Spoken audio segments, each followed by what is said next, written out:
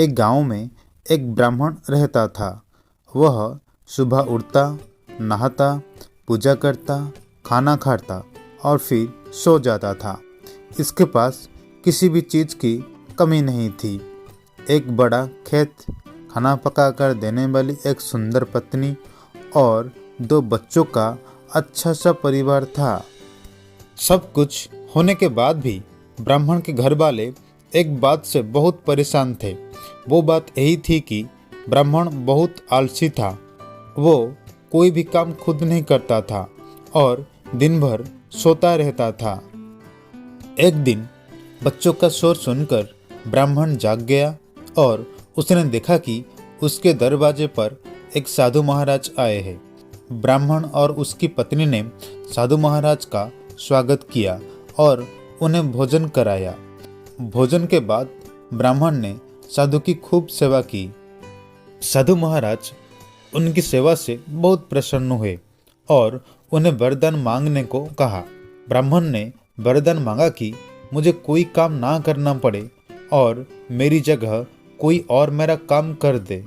साधु उसे वरदान में एक जीन देते हैं और साथ में यही भी कहते हैं कि जीन को हमेशा व्यस्त रखना। अगर उसे काम नहीं दिया तो वो तुम्हें खा जाएगा। वरदान पाकर ब्राह्मण मन बहुत खुश हुआ और साधु को आदर के साथ विदा किया।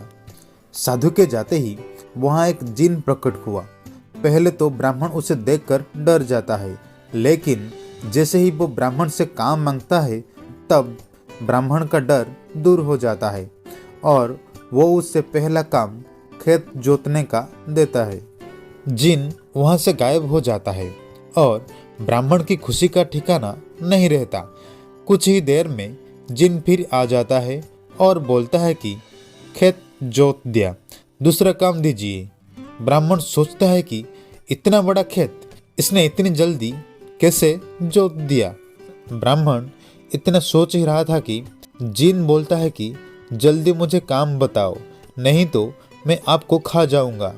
ब्राह्मण डर जाता है और बोलता है कि जाकर खेतों में सिंचाई करो। जिन फिर वहाँ से गायब हो जाता है और थोड़ी ही देर में फिर आ जाता है। जिन आकर बोलता है कि खेतों की सिंचाई हो गई, अब अगला काम बताइए। ब्राह्मण एक एक कर सभी काम बताता जाता है और जिन उसे चुटकियों में पूरा कर देता है। ब्राह्मण की पत्नी ये सब देख रही थी और अपने पति के आलसीपन पर चिंता करने लगी। शाम होने के पहले ही जिन सभी काम कर देता था। सब काम करने के बाद जिन ब्राह्मण के पास आ जाता था और बोलता था कि अगला काम बताइए, नहीं तो मैं आपको खा जाऊंगा। अब ब्राह्मण के पास कोई भी काम नहीं बचा जो उसे करने के लिए कह सके।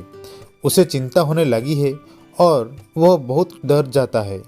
जब ब्राह्मण की पत्नी अपने पति को डरा हुआ देखती है तो अपने पति को इस संकट से निकालने के बारे में सोचने लगती है।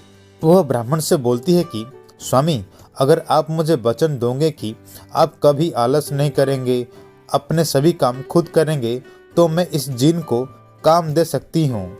इस पर ब्राह्मण सोचता है कि पता नहीं ये क्या काम देगी। अपनी जान बचाने के लिए ब्राह्मण अपनी पत्नी को वचन दे देता है।